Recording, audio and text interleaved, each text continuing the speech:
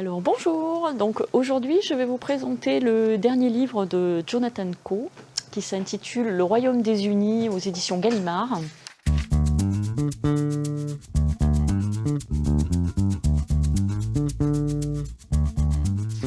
Alors c'est un très gros coup de cœur pour moi parce que bon, j'aime beaucoup déjà cet auteur et son œuvre, je vous en parlerai un petit peu.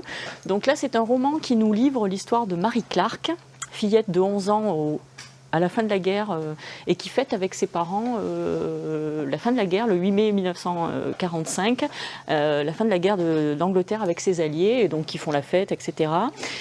Et ça nous livre en fait, ce livre nous livre avec 7 événements du Royaume-Uni, toute la vie de Mary Clark et de sa famille. On a d'ailleurs au départ l'arbre généalogique de la famille où on peut s'y retrouver.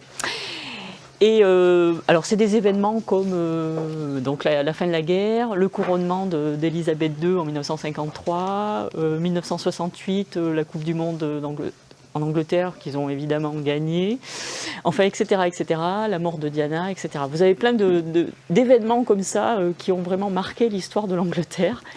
C'est très ironique, c'est très drôle, c'est en même temps un livre social et politique. Il nous livre effectivement un personnage au tout départ qui s'appelle Boris. Alors devinez qui est-ce, Boris. Et donc c'est vraiment un livre vraiment que j'ai adoré, qui m'a fait beaucoup rire. Il y a notamment une scène où Martin, le fils de Marie, va vendre les chocolats.